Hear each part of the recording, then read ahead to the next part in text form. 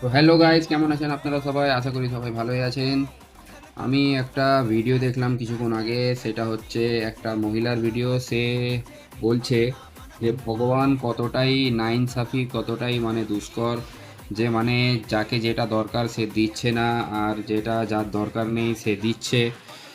কিন্তু আবার সেই ভিডিওতেই আগে গিয়ে সে মানে বলছে যে মানে যাই হোক, যাই হবার হয়ে গেছে, ভগবান তো আছেই, সে ভগবান দেখে নেবে, ভগবান আমাকে ভালোই দেবে, এ দেবে ও দেবে, সব কিছু কথা বলতে। কিন্তু ব্যাপারটা হচ্ছে যে সে হচ্ছে দোগলা, সে হচ্ছে দুমুখ।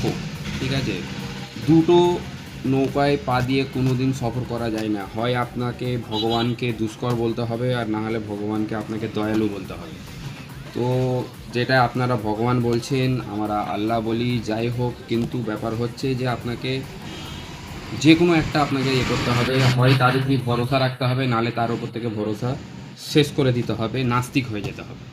আর আপনি যদি ভগবানের উপরই ভরসা রাখেন, তাহলে আপনাকে আহ, তার উপরই পুরোটাই ভরসা করে থাকতে হবে, যে মানে যাই হয়ে যাক, যাই হোক, যাই হোক, যাই হোক, সে আমার সাথে আছে।